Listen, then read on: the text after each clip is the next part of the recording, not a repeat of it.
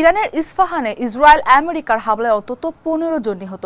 ইসরায়েলের পুলিশ সদর দপ্তর ও স্যাটেলাইট কেন্দ্রে ইরানের হামলা।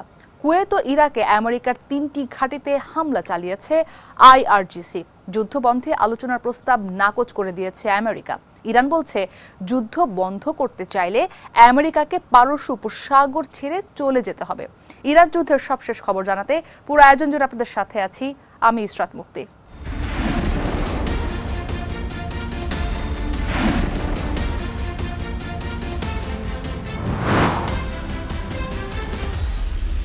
আমেরিকা ইসরায়েলের হামলার জবাবে পাল্টা হামলা চালিয়ে যাচ্ছে ইরান। রবিবার এসব হামলার সময় ইসরায়েলে মুহুর্মুহু সাইরেন বেজে ওঠে। এদিন তেল আবিবের পুলিশ সদর দপ্তর ও স্যাটেলাইট কেন্দ্রে হামলা চালিয়েছে তেহরান। পাশাপাশি সৌদি আরব, আরব আমিরাত, কুয়েত, কাতার এবং ইরাকে আমেরিকার ঘাঁটিগুলোতেও ক্ষেপণাস্ত্র ও ড্রোন হামলা চালানো হয়েছে। ইরানের পাল্টা হামলায় ইসরায়েলে ব্যাপক ক্ষয়ক্ষতি হয়েছে।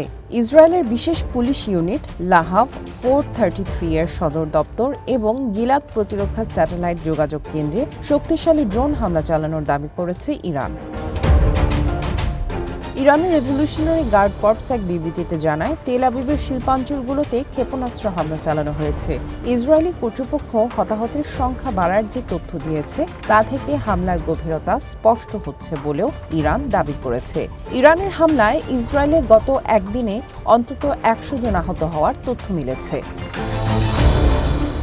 ইরাকের এরবিলে আমেরিকার হারির বিমান ঘাঁটি এবং কুয়েতে আমেরিকান সেনা মোতায়েন থাকা আলী আল সালেম ও আরিফজান ঘাঁটিগুলো ইরানের শক্তিশালী ক্ষেপণাস্ত্র ও ড্রোনের আঘাতে বিধ্বস্ত হয়েছে বলেও দাবি করেছে আইআরজিসি। আরব আমিরাতের আল দাফরা বিমান ঘাঁটিতে আমেরিকার সেনাদের লক্ষ্য করে 10টি ক্ষেপণাস্ত্র ও ড্রোন ছুড়েছে ইরানের রেভলিউশনারি গার্ড। দেশটির প্রতিরক্ষা মন্ত্রণালয় ইরান থেকে আসা 9টি ব্যালিস্টিক ক্ষেপণাস্ত্র ও 33টি ড্রোন ধ্বংসের কথা জানিয়েছে। দেশটির ফুজাইরা বন্দরে ড্রোন ধ্বংসের সময় এর ধ্বংসাবশেষ পড়ে একটি গুরুত্বপূর্ণ তেল কেন্দ্রে আগুন লেগে যায়। সৌদি আরবের রাজধানী রিয়াদ এবং দেশটির পূর্বাঞ্চলীয় এলাকায় অন্তত 10টি ড্রোন প্রতিহত করার তথ্য দিয়েছে দেশটির প্রতিরক্ষা মন্ত্রণালয়। কাতারও সফলভাবে 4টি ব্যালিস্টিক ক্ষেপণাস্ত্র ও বেশ কিছু ড্রোন ধ্বংসের দাবি করেছে। কুয়েত জানিয়েছে, তাদের আহমদ আল জাবের বিমান ঘাঁটিতে 2টি ড্রোনের আঘাতে কিছু ক্ষয়ক্ষতি হয়েছে এবং কুয়েত আন্তর্জাতিক বিমানবন্দরের একটি রাডার ব্যবস্থা ক্ষতিগ্রস্ত হয়েছে। তবে সব হামলার দায় নিচ্ছে না তেহরান। দেশটির রাষ্ট্রীয় গণমাধ্যমের খবরে দাবি করা হয়েছে, প্রতিবেশী দেশগুলোর ওপর হামলা চালাচ্ছে শত্রুপক্ষ। শত্রুপক্ষ বলতে ইরান সাধারণত আমেরিকা ও ইসরায়েলকে বুঝিয়ে থাকে। তেহরানের অভিযোগ, শত্রুপক্ষ তাদের ড্রোনের হুবহু নকল ব্যবহার করে এসব দেশগুলোতে হামলা চালাচ্ছে, যাতে এর দায় তাদের ওপর চাপানো যায়। একই সাথে ইসরায়েলকে সহযোগিতার অভিযোগে 20 জনকে গ্রেপ্তার করেছে ইরান। সামিয়া জানা, ওয়ান ইন্টারন্যাশনাল ডেস্ক। ইরানের ইস্পাহানের একটি শিল্প এলাকায় ক্ষেপণাস্ত্র হামলা চালিয়েছে ইসরায়েল ও আমেরিকা। রবিবারের ওই হামলায় অন্তত 15 জন শ্রমিক নিহত হয়েছেন। ইরানের বার্তা সংস্থা তাসনিম জানিয়েছে, সিরাজ শহরের আবাসিক এলাকায়ও হামলা হয়েছে। টানা 15 দিনের মতো ইরানে যৌথ হামলা অব্যাহত রেখেছে আমেরিকা ও ইসরায়েল। ফেব্রুয়ারির শেষ দিকে শুরু হওয়া এই হামলায় এরই মধ্যে ইরানের বহু গুরুত্বপূর্ণ অবকাঠামো ক্ষতিগ্রস্ত হয়েছে। শনিবার ইরানের মধ্যাঞ্চলীয় শহর ইস্পাহানের একটি শিল্প এলাকায় আমেরিকা ইসরায়েলের ক্ষেপণাস্ত্র হামলায় 15 জন নিহত হয়েছেন। ওই সময় কারখানাতে কাজ করছিলেন শতাধিক শ্রমিক। সংবাদ সংস্থা ফার্স্ট নিউজ এজেন্সি জানায়, এদিন ইস্পাহানের একটি হিটিং ও কুলিং সরঞ্জাম তৈরির কারখানায় এই হামলা চালানো হয়। এই হামলার জন্য আমেরিকা ও ইসরায়েলি বাহিনীকে দায়ী করে সংস্থাটি। একই সময় ইসরায়েলে পাল্টা ক্ষেপণাস্ত্র হামলা চালিয়ে যাচ্ছে ইরান, ফলে আরও তীব্র আকার ধারণ করেছে এই সংঘাত। বিশ্লেষকদের মতে, এই হামলার মধ্য দিয়েই ইরান ইসরায়েল সংঘাত পূর্ণাঙ্গ আঞ্চলিক যুদ্ধে রূপ নেয়ার ঝুঁকি তৈরি হয়েছে।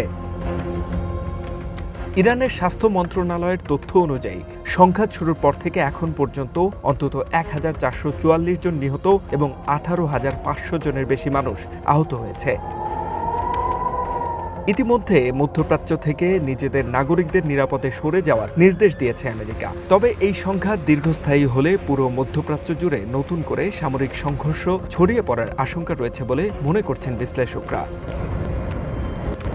এদিকে যুদ্ধবিরতি উপেক্ষা করেই অবরুদ্ধ গাজা উপত্যকায় হামলা অব্যাহত রেখেছে ইসরায়েল। গত 24 ঘন্টায় নতুন করে চালানো বিমান হামলায় অন্তত 6 জন নিহত হয়েছে বলে জানিয়েছে কর্তৃপক্ষ। গাজায় চলমান এই হামলার কারণে মানবিক সংকট আরও গভীর হচ্ছে বলে সতর্ক করেছে আন্তর্জাতিক সংস্থাগুলো। HM. Ataullah, one international desk. মধ্যপ্রাচ্যে চলমান সংঘাত নিরসনে আমেরিকাকে যুদ্ধবিরতির আলোচনায় বসানোর চেষ্টা চালিয়েছে ওমান ও মিশর। ইরানের পক্ষ থেকেও আলোচনার প্রস্তাব দেওয়া হয়েছে। আমেরিকার প্রেসিডেন্ট ডোনাল্ড ট্রাম্প বলেছেন, ইরান যুদ্ধ শেষ করার চুক্তি করতে চাইলেও তিনি তা চান না, কারণ চুক্তির শর্তগুলো যথেষ্ট ভালো না। যুদ্ধের আগুনে পুড়ছে মধ্যপ্রাচ্য। ইরানে প্রায় প্রতিদিনই আমেরিকা ও ইসরায়েলের হামলায় বেসামরিক মানুষের মৃত্যু হচ্ছে। ইসরায়েলে পাল্টা হামলা চালিয়ে যাচ্ছে ইরানও। যুদ্ধবন্ধে জোর তৎপরতা চালিয়ে যাচ্ছে ওমান এবং মিশর। ইরান ও আমেরিকাকে আলোচনার টেবিলে বসানোর চেষ্টা চালাচ্ছে দেশ দুইটি, কিন্তু ওমান এবং মিশর বারবার যুদ্ধবিরতির প্রস্তাব দিলেও তা সরাসরি নাকচ করে দিয়েছে আমেরিকা। হোয়াইট হাউসের পক্ষ থেকে জানানো হয়েছে, প্রেসিডেন্ট ডোনাল্ড ট্রাম্প এই মুহূর্তে কোনো ধরনের মধ্যস্থতা বা আলোচনায় আগ্রহী নন। রয়টার্সের এক প্রতিবেদনে বলা হয়েছে, ওমান এবং মিশর অন্তত 2 বার ইরান, আমেরিকা ও ইসরায়েলের মধ্যে মধ্যস্থতার উদ্যোগ নিয়েছিল। অতীতে এই দেশগুলো কূটনৈতিক আলোচনার সফল আয়োজন করলেও এবার আমেরিকার অনড় অবস্থানের কারণে তা সম্ভব হচ্ছে না। হোয়াইট হাউসের এক জ্যেষ্ঠ কর্মকর্তা রয়টার্সকে জানান, প্রেসিডেন্ট ট্রাম্প এখন কোনো মধ্যস্থতায় আগ্রহী নন। তাদের সামরিক অভিযান অব্যাহত থাকবে। আলোচনার জন্য হয়তো কোনো সময় আসবে, তবে সেটি এখনই নয় বলেও জানান তিনি। মূলত ইরানের সামরিক অবকাঠামো সম্পূর্ণ ধ্বংস করতেই ট্রাম্প প্রশাসন এখন বেশি মনোযোগী। প্রতিবেদন অনুযায়ী যুদ্ধ পরিস্থিতি নিয়ন্ত্রণে রাখতে মধ্যপ্রাচ্যের অন্যান্য দেশগুলোর সঙ্গেও যোগাযোগ রাখছে মিশর। কায়রো চেষ্টা করছে যেন ইরানের হামলার শিকার হওয়া দেশগুলো পাল্টা কোনো পদক্ষেপ না নেয়, যা পরিস্থিতিকে আরও জটিল করতে পারে। তবে মধ্যস্থতার প্রস্তাব নাকচ হওয়া নিয়ে মিশর বা ওমানের পররাষ্ট্র মন্ত্রণালয় আনুষ্ঠানিকভাবে কোনো মন্তব্য করতে রাজি হয়নি। ইরানের পক্ষ থেকেও আলোচনার প্রস্তাব দেওয়া হয়েছে, কিন্তু সেই প্রস্তাবও নাকচ করে দিয়েছেন ট্রাম্প। এই মুহূর্তে কোনো চুক্তিতে পৌঁছাতে রাজি নন বলে জানান আমেরিকার প্রেসিডেন্ট। স্থানীয় সময় শনিবার আমেরিকার গণমাধ্যম এনবিসি নিউজকে দেওয়া টেলিফোন সাক্ষাৎকারে ট্রাম্প বলেন, ইরান একটি চুক্তিতে আসতে চাইছে ঠিকই, কিন্তু আমেরিকার জন্য সেই শর্তগুলো এখনও যথেষ্ট নয়। শর্তগুলো ঠিক কি তা বিস্তারিত না জানালেও ট্রাম্প স্পষ্ট করে বলেছেন, যে কোনো সম্ভাব্য চুক্তির ক্ষেত্রে ইরানকে তাদের সমস্ত পারমাণবিক উচ্চাকাঙ্ক্ষা ত্যাগের প্রতিশ্রুতি দিতে হবে। সামিয়া জান্নাহ, ওয়ান ইন্টারন্যাশনাল ডেস্ক। যুদ্ধ বন্ধ করতে চাইলে আমেরিকাকে পারস্য উপসাগরীয় অঞ্চল ত্যাগ করতে হবে।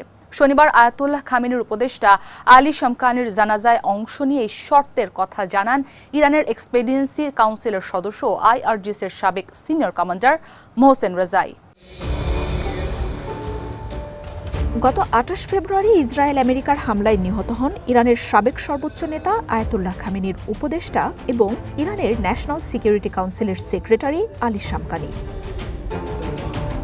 শনিবার তেহরানে শামখানির জানাজায় জড়ো হন দেশটির প্রশাসন ও সামরিক বাহিনীর প্রভাবশালী কর্মকর্তারা। সেখানেই আইআরজিসির সাবেক কমান্ডার মোহসেন রেজাই বলেন, এখন পর্যন্ত রাজনৈতিক, সামরিক ও অর্থনৈতিকভাবে ইরানই জয় পেয়েছে। আমেরিকা ছোট হয়ে গেছে। আমরা তাদের একাধিপত্য ভেঙে দিয়েছি। এখন থেকে অনেক দেশ আর আমেরিকাকে ভয় পাবে না। ইরানে আক্রমণের মধ্য দিয়ে আমেরিকাকে নিয়ে দেশগুলোর ভীতি ধসে পড়েছে। প্রতিরক্ষার দিক থেকে সবাই দেখছে আমরা বিশ্বের সবচেয়ে উন্নত প্রযুক্তির দেশটির মুখোমুখি দাঁড়াতে পেরেছি এবং তাদের মারতে পেরেছি। যুদ্ধের কৌশলগত দিক থেকে আমার মনে হয় আলী শামখানি বিশ্বের অন্যতম সেরা যুদ্ধ কৌশল চিন্তাবিদ ছিলেন। আমি তাকে 40 বছর ধরে চিনি।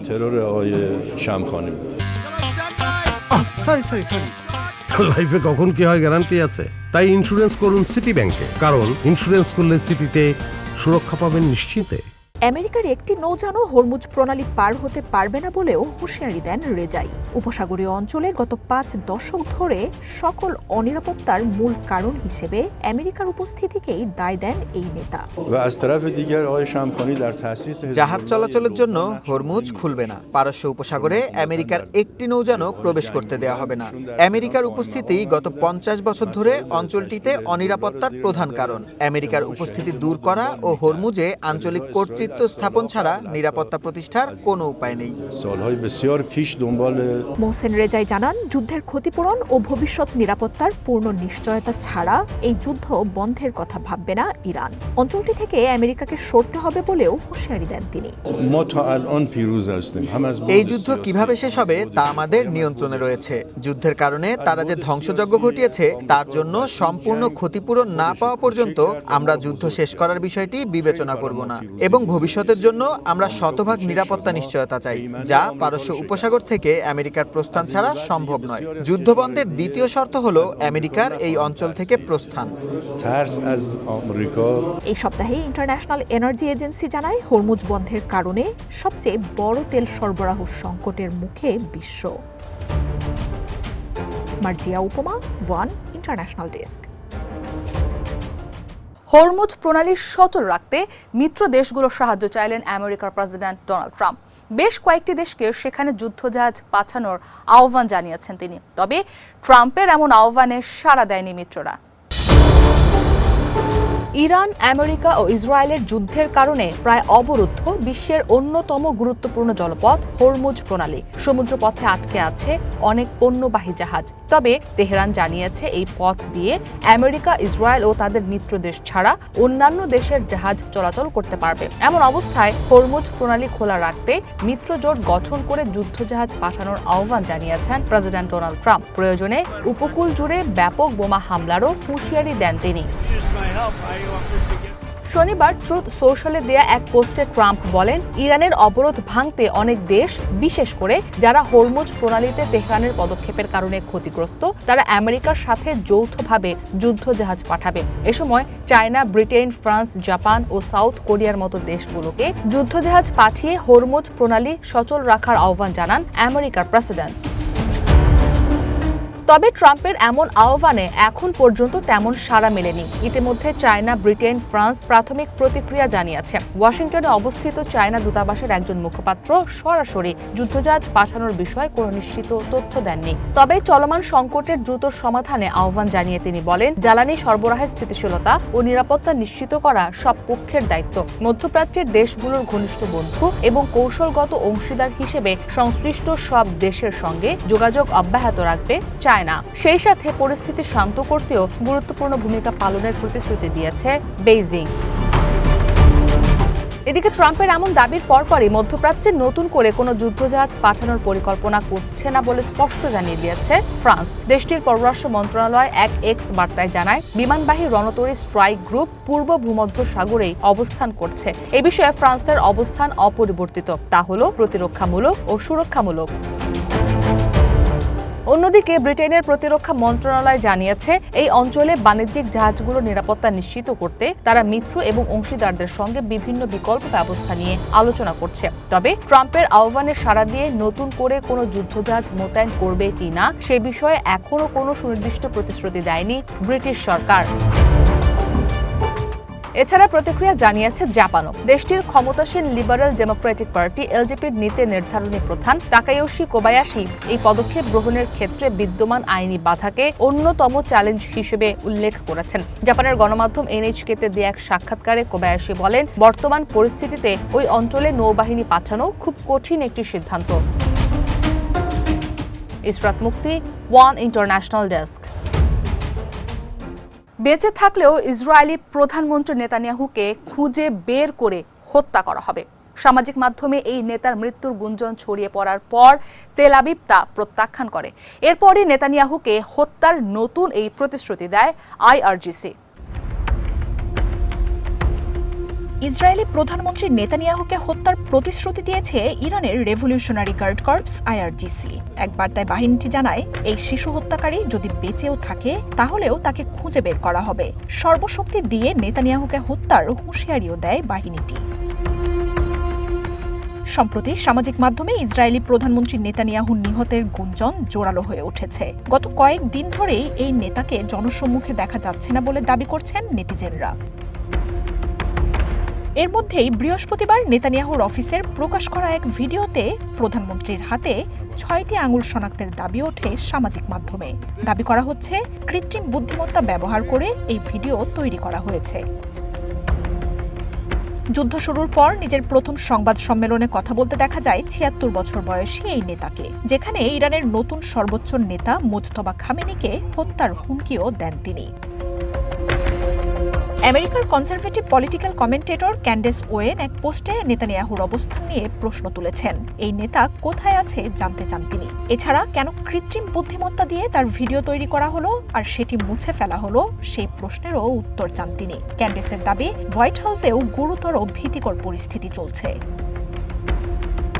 তবে তেল আবিবে নেতানিয়াহুর কার্যালয় তুর্কির গণমাধ্যমকে এই নেতার মৃত্যুর গুঞ্জন উড়িয়ে জানিয়েছে সুস্থ আছেন তিনি। মৃত্যুর গুঞ্জনকে মিথ্যা বলে জানিয়েছে তেল আবিব। তবে শুধু নেতানিয়াহুই নন, তার ছেলে ইয়ার নেতানিয়াহু সামাজিক মাধ্যমে একেবারেই নিষ্ক্রিয় হয়ে যাওয়ায় তাকে নিয়েও প্রশ্ন উঠছে। এদিকে নেতানিয়াহু নিহত হলে চলমান যুদ্ধ পরিস্থিতিতে ইসরায়েল ও সরকারে কি পরিস্থিতি হতে পারে সেই নিয়েও আলোচনা চলছে। বলা হচ্ছে নেতানিয়াহুর মৃত্যুর পর উত্তরসূরি নির্বাচনের কাজ হবে সাথে সাথেই। মন্ত্রিসভার সিনিয়র কোনো সদস্যকে বেছে নেওয়া হবে ভারপ্রাপ্ত প্রধানমন্ত্রী হিসেবে। এরপর পরবর্তী সরকার গঠনের আগ পর্যন্ত দেশ পরিচালনায় অন্তর্বর্তী নেতৃত্ব নির্বাচন করা হবে। নেতানিয়াহুর মৃত্যু নেসেটে ক্ষমতার পালাবদলেও ব্যাপক প্রভাব ফেলবে। প্রভাবশালী বিরোধীরা কোয়ালিশন সরকার গঠনে উদ্যোগী হয়ে উঠবে।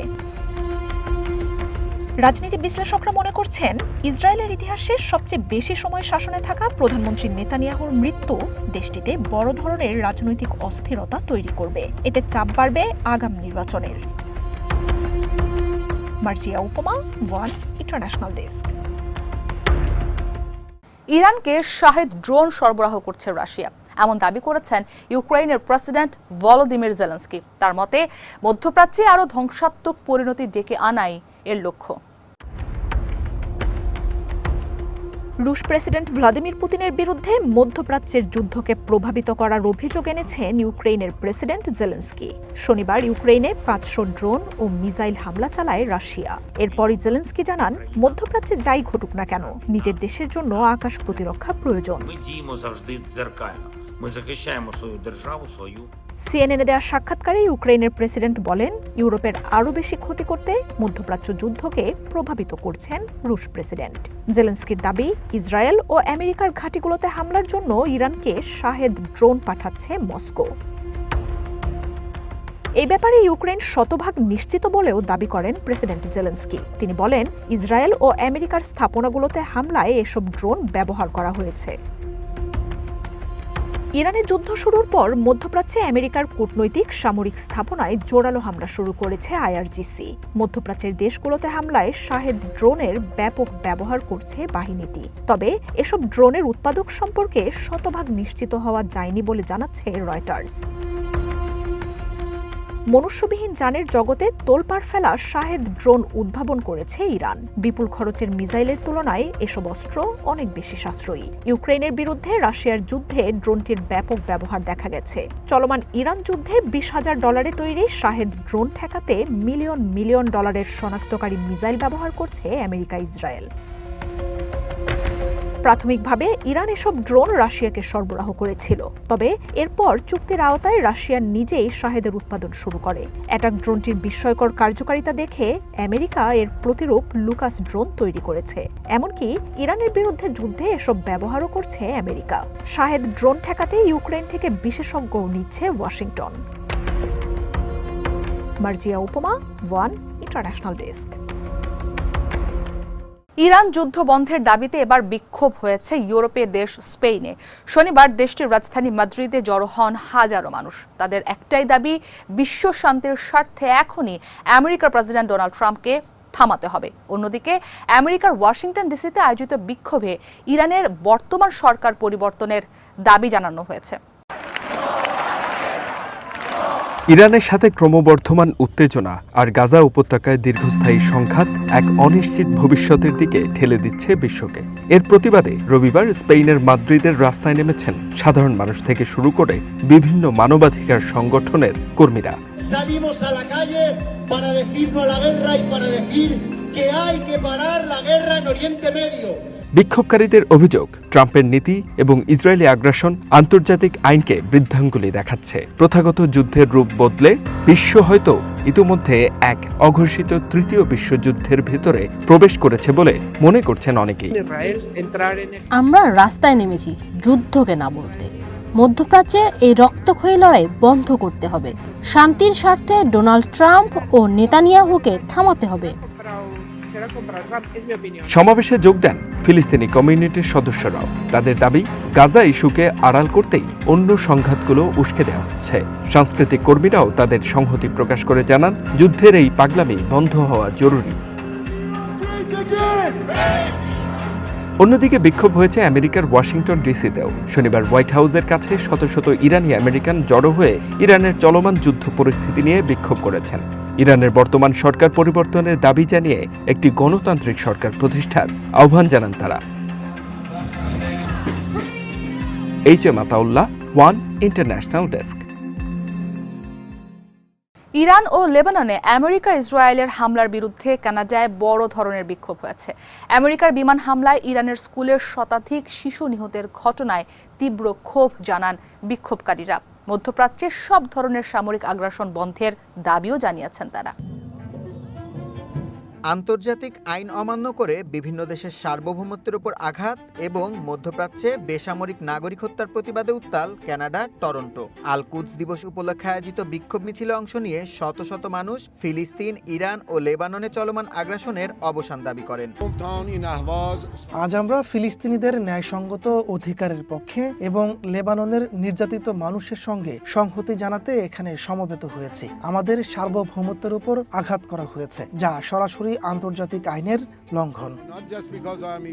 বিক্ষোভকারীদের দাবি, 2 মার্চ থেকে লেবাননে 6 শতাধিক এবং ইরানে প্রায় 1,500 নিরীহ মানুষ প্রাণ হারিয়েছেন। আন্দোলনকারীরা একে রাষ্ট্রীয় সন্ত্রাসবাদ হিসেবে আখ্যা দিয়েছেন।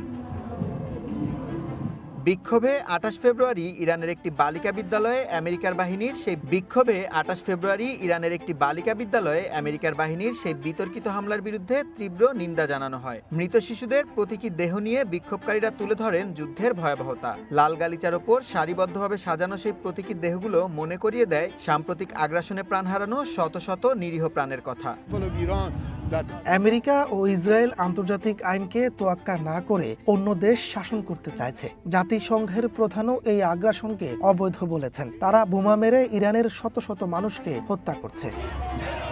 এদিকে আমেরিকার সামরিক বাহিনী জানিয়েছে তারা ইরানি বালিকা বিদ্যালয়ে হামলার বিষয়টি নিয়ে উচ্চ পর্যায়ের তদন্ত করছে।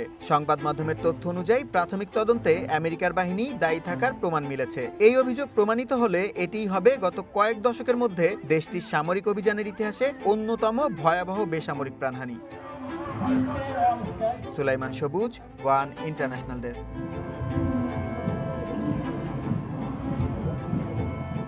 ইরান যুদ্ধ দীর্ঘস্থায়ী হলে চলতি বছর বিশ্বজুড়ে খাদ্য উৎপাদন মারাত্মকভাবে ব্যাহত হতে পারে। বিশ্বের অন্যতম বৃহৎ সার উৎপাদনকারী প্রতিষ্ঠান ইয়ারা ইন্টারন্যাশনাল সতর্ক করে বলেছে, সারের কাঁচামাল ও গ্যাসের মূল্যবৃদ্ধির ফলে ফসল উৎপাদন 50% পর্যন্ত কমে যাওয়ার ঝুঁকি রয়েছে। ইরান ও মধ্যপ্রাচ্যের চলমান সংঘাতের প্রভাব পড়তে শুরু করেছে বৈশ্বিক খাদ্য নিরাপত্তা ব্যবস্থায়। নরওয়ে ভিত্তিক সার উৎপাদনকারী প্রতিষ্ঠান ইয়ারা ইন্টারন্যাশনালের প্রধান নির্বাহী সভেইন তোরে জানিয়েছেন, এই যুদ্ধ দীর্ঘায়িত হলে ফসল উৎপাদনে সরাসরি নেতিবাচক প্রভাব পড়বে। উদ্ভূত পরিস্থিতিতে দরিদ্র দেশগুলোতে খাদ্যের দাম কমানোর জন্য বিশ্ব নেতাদের দ্রুত কার্যকর পদক্ষেপ নেওয়ার আহ্বান জানান তিনি। আন্তর্জাতিক সার বাজারের একটি বড় অংশ নিয়ন্ত্রিত হয় উপসাগরীয় অঞ্চল থেকে, বিশেষ করে ইউরিয়ার 1/3 এবং বাণিজ্যিক অ্যামোনিয়ার 1/4 আসে এই অঞ্চল থেকে। ইয়ারা প্রধানের মতে, কৌশলগতভাবে গুরুত্বপূর্ণ হরমুজ প্রণালী যদি 1 বছর বন্ধ থাকে তবে তা বৈশ্বিক কৃষিখাতে মহা বিপর্যয় ডেকে আনবে। প্রয়োজনীয় সারের অভাবে অনেক ক্ষেত্রে ফসলের ফলন অর্ধেকে নেমে যেতে পারে। যুদ্ধের প্রভাবে এরই মধ্যে সারের কাঁচামালের দাম হু হু করে বাড়ছে। ইরানের ওপর হামলার আগের সপ্তাহে প্রতি টন ইউরিয়ার দাম ছিল $487, যা বর্তমানে প্রায় $700 ঠেকেছে। অর্থাৎ মাত্র কয়েকদিনে টন প্রতি বেড়েছে $210-এরও বেশি। কাতার ও ইরানে উৎপাদন হ্রাস এবং প্রাকৃতিক গ্যাসের মূল্যবৃদ্ধি এই সংকট আরও ঘনীভূত করেছে। বিশ্লেষকরা বলছেন, সার শিল্প এখন দ্বিমুখী সংকটের মুখে। একদিকে কাঁচামালের সরবরাহ বন্ধ হওয়া, অন্যদিকে নাইট্রোজেন সংগ্রহের জন্য প্রয়োজনীয় গ্যাসের উচ্চ মূল্য। ইয়ারা ইন্টারন্যাশনালের তথ্য মতে ইউরোপের দেশগুলো চড়া দামে সার সংগ্রহের সামর্থ্য রাখলেও এশিয়া ও আফ্রিকার উন্নয়নশীল দেশগুলোর জন্য এই পরিস্থিতি চরম উদ্বেগের কারণ হয়ে দাঁড়িয়েছে। সুলাইমান সবুজ, ওয়ান ইন্টারন্যাশনাল ডেস্ক। আজ এ পর্যন্তই। আগামীকাল একই সময় আবারও হাজির হব মধ্যপ্রাচ্যের সব খবর নিয়ে। ততক্ষণ পর্যন্ত ভালো থাকুন আর আন্তর্জাতিক অঙ্গনের সবশেষ আপডেট জানতে সাবস্ক্রাইব করুন চ্যানেল ওয়ানের ইউটিউব চ্যানেল আর ফলো করুন আমাদের ফেসবুক পেজে।